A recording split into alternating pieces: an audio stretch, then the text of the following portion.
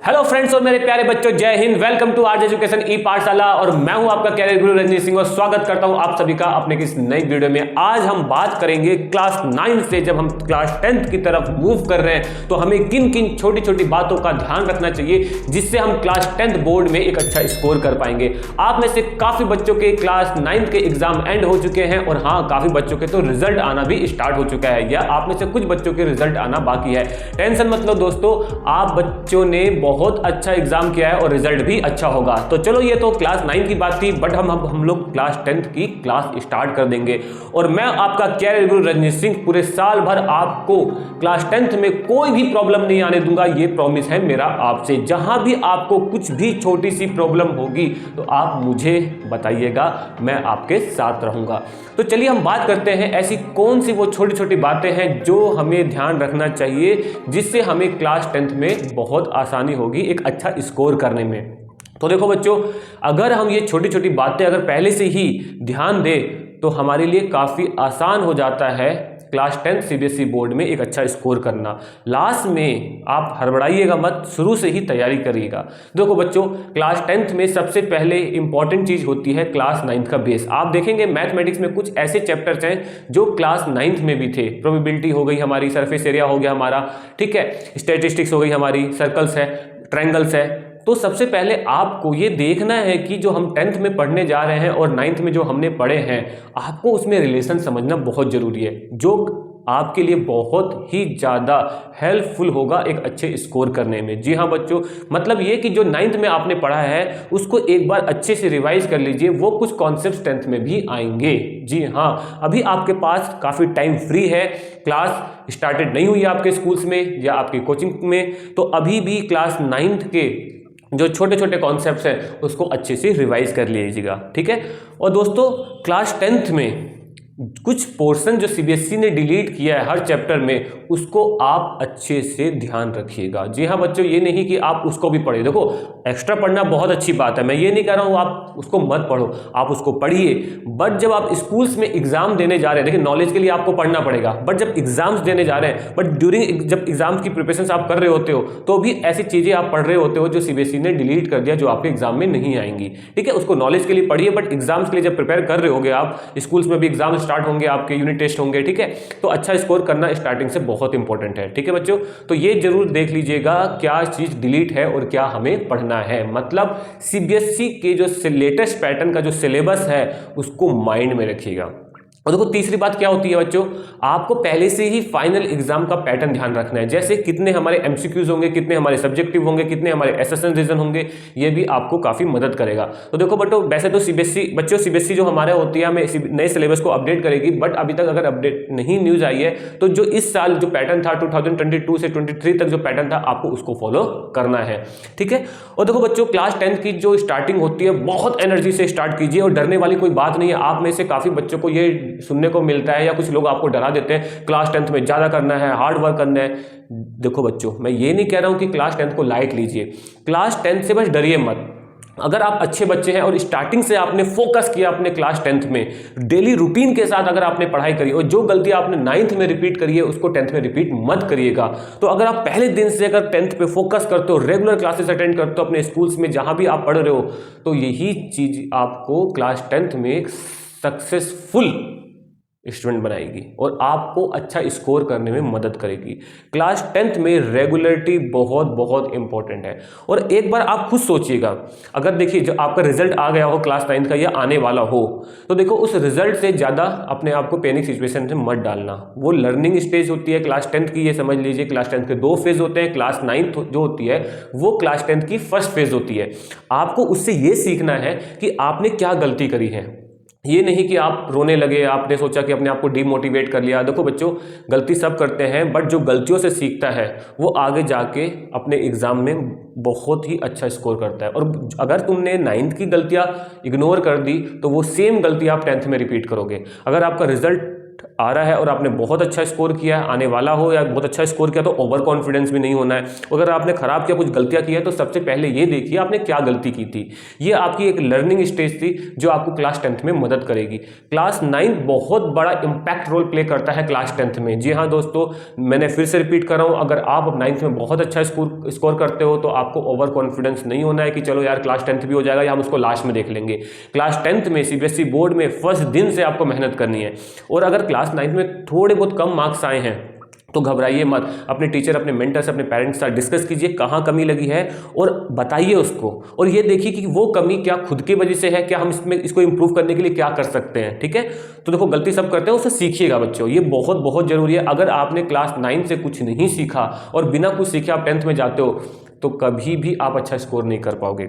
और दूसरी बात क्या होती है, आप में से कुछ बच्चे क्लास 10th में एनटीएससी का बहुत वेट कर रहे हैं। जी हाँ बच्चों, नेशनल टैलेंट सर्च एग्जामिनेशन।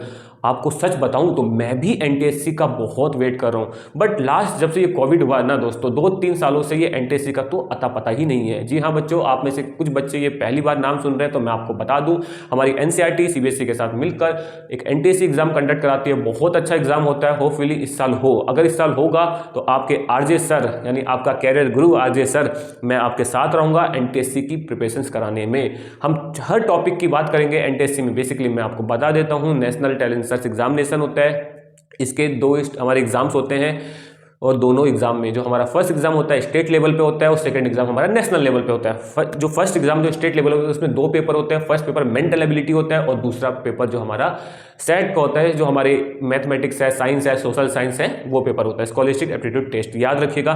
तो अभी भी 9th का जो 20% पोर्शन होता है वो एनटीएससी में आता है। ठीक है, तो कुछ बच्चे आप में से वीवीएम तो कॉम्पिटिटिव एग्जाम की तैयारी कर रहे हैं, तो जी हाँ बच्चों, सीबीएसई बोर्ड के साथ आप 1-2 कॉम्पिटिटिव एग्जाम्स की तैयारी कर सकते हैं, जहां आपको स्किल्स इंप्रूव करने में मदद मिलेगी और सीबीएसई का जो हमारा 10th का कोर्स है उसको भी कंप्लीट करने में मदद मिलेगी।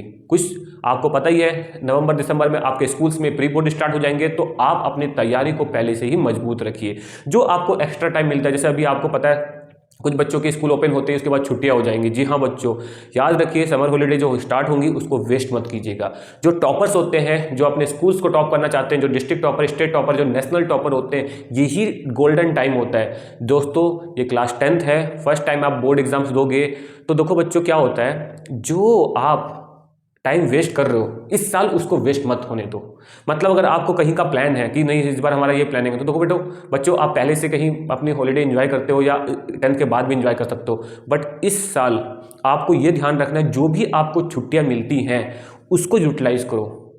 मैं ये नहीं कह रहा हूं कि आप पूरे दिन पढ़ाई करो, आप सैटरडे संडे जो आपका प्लान होता है तो आपको उसमें आप एंजॉय कीजिए, बट जैसे समर हॉलीडे में ये नहीं कि चलो भैया हम पढ़ाई छोड़कर अपने, नहीं। तो जो टॉपर्स होते हैं वही जो ये दिन बचते हैं उसी को यूटिलाइज करते हैं वो अपनी पढ़ाई में। अगर आप दूसरों से पहले धीरे धीरे स्टार्ट कर दोगे तो आपको बर्डन नहीं आएगा।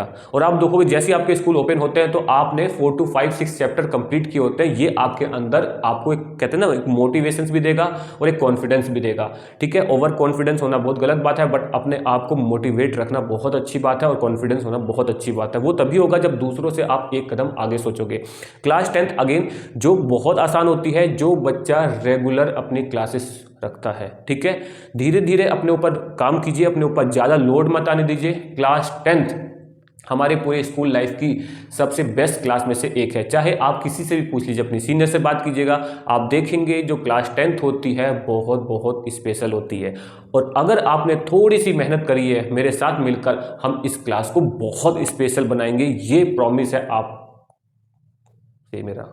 ठीक है, मैं प्रॉमिस करता हूं आपसे इस क्लास को बहुत स्पेशल बना देंगे, तो टेंशन लेने की कोई ज़रूरत नहीं है। और जब भी आपको प्रॉब्लम होगी तो मुझे बताइए। ठीक है बच्चों, एनसीईआरटी को समझिए और मैं आपको बता देता हूं, अगर आपने क्लास 9th में एनसीईआरटी और एनसीईआरटी एग्जाम्पलर को इग्नोर किया है तो आपने बहुत गलती करी है, और ये गलती 10th में रिपीट मत करिएगा। आप सबसे पहले एनसीईआरटी को समझिए, सिलेबस सीबीएसई जो अपडेट करेगी उसको समझिएगा बच्चों। और अगर आपको साइड बुक लेनी है तो पहले एनसीईआरटी की ही साइड बुक लीजिए, यानी मैं बात कर रहा हूँ एनसीईआरटी एग्जाम्पलर की। जी हाँ बच्चों, एनसीईआरटी एग्जाम्पलर और एनसीईआरटी ये स्टार्टिंग से आपको करना है। उसके बाद अगर आपको लगता है कि हमें कोई और साइड बुक लेनी है, तो आपको पता है मैथमेटिक्स में हमारे RD sir Sharma sir, RS Agarwal sir हैं, आप ले सकते हैं। बट याद रखिए जो भी बुक आप लोग ले उसको कंप्लीट जरूर कीजिएगा। पहले एनसीईआरटी एग्जाम्पल, उनसे एनसीईआरटी एग्जाम्पल को फॉलो कीजिए। जितने भी हमारे टॉपर्स होते हैं, चाहे वो जेईई टॉपर्स हो, चाहे वो नीट टॉपर्स हो, चाहे वो सीबीएसई टॉपर हो, सबका एक ही मूल मंत्र होता है एनसीईआरटी। बाकी मैं हूं आपके साथ, हर टॉपिक के लिए मैं छोटी छोटी वन शॉट वीडियो बनाऊंगा, टॉपिक बनाऊंगा जहां पे आपको कोई प्रॉब्लम नहीं होगी। और आप मुझे किसी भी वीडियो के कमेंट बॉक्स में जाके ये मैसेज कर सकते हैं आपको किस चीज में प्रॉब्लम हो रही है। मैं जल्द से जल्द वो टॉपिक की वीडियो, एक क्रिस्टल क्लियर कॉन्सेप्ट आपके पास लेके आऊंगा। अगर आपको किसी भी स्टडी मटेरियल की रिक्वायरमेंट्स होती है तो वो आप मुझे बताइएगा, मैं आपको वो प्रोवाइड करूंगा। अपनी कॉम्पिटिटिव नॉलेज भी बेस्ट रखिएगा। और 10th हमारे कैरियर डिसाइडिंग ईयर होती है, यहाँ पे ये डिसाइड होता है कि आगे हमें कौन से सब्जेक्ट्स लेने हैं। तो बच्चों देखो, आप कुछ भी सब्जेक्ट लीजिए, मैं पहले तो ये बात कर रहा हूं, तो पहले अपनी क्लास 10th बोर्ड पे फोकस कीजिए, एक अच्छा स्कोर लेके आइए और आप बेस्ट कीजिए। डरने वाली कोई बात नहीं है, तैयार हो जाइए, एकदम तैयार हो जाइए दूसरे बच्चों से अच्छा करने के लिए। डरने की बात नहीं है। क्लास 10th अगेन बहुत ईजी होती है, बट उन बच्चों के लिए होती है जो पहले दिन से रेगुलर मेहनत करते हैं। छोटे छोटे इंटरवल में अपनी पढ़ाई को ब्रेक कर लीजिए कि आज मुझे इतने चैप्टर करने हैं। एनसीईआरटी को सेल्फ स्टडी करना बहुत जरूरी है और सेल्फ प्रैक्टिस करना बहुत जरूरी है। आप केवल और केवल अपने कोचिंग पे, अपने टीचर पे डिपेंड मत रहिए, ना अपने स्कूल्स पे डिपेंड रहिए। आप उनसे एक आगे चलिए, ठीक है, एक कदम आगे चलिए, रीड कीजिए, आपको समझ में आ जाएगा। पहले आपको उन चैप्टर की प्रैक्टिस कीजिए जो 9 से रिलेटेड है, और बहुत सारे चैप्टर हैं मैथमेटिक्स में और साइंस में, बहुत ईजी है। अगेन मैं हमेशा से कहता हूं अपनी वीडियो में, साइंस को पढ़ने की आपकी 3 अप्रोच होनी चाहिए। फिजिक्स को अलग, केमिस्ट्री को अलग, बायोलॉजी को अलग। फिजिक्स एक अलग प्लेटफॉर्म पे है, केमिस्ट्री हमारी एक अलग प्लेटफॉर्म पे है, और मैथमेटिक्स भी हमारा है ना अलग प्लेटफॉर्म पे है, ठीक है। Biology, physics, chemistry and mathematics जहां भी हो। और हाँ, कुछ ऐसे सब्जेक्ट्स हैं जैसे हिंदी है, एसएसटी है और इंग्लिश है, हम इनको तब पढ़ते हैं जब हमारे एग्जाम्स आते हैं। बट आप ये गलती मत कीजिएगा। चाहे 10 से 15 मिनट आप डेली दीजिए, बट इन सब्जेक्ट्स को भी पढ़िए, क्योंकि आप में से काफ़ी बच्चे लास्ट में एसएसटी से बहुत घबरा जाते हैं कि हमारा एसएसटी का बोर्ड एग्जाम हम क्या करेंगे। अगर आप एसएसटी को डेली 10 से 15 मिनट डेली रीडिंग करते हैं तो आपको कोई प्रॉब्लम नहीं आएगी, ठीक है बच्चों। तो all the very best. Class 10th start हो चुकी है, अच्छा करना, बेस्ट करना, हम आपके साथ रहेंगे। मिलते हैं अपने नेक्स्ट वीडियो में। अगर ये वीडियो आपको पसंद आई तो लाइक शेयर कमेंट करना ना भूलिएगा। तब तक के लिए बाय।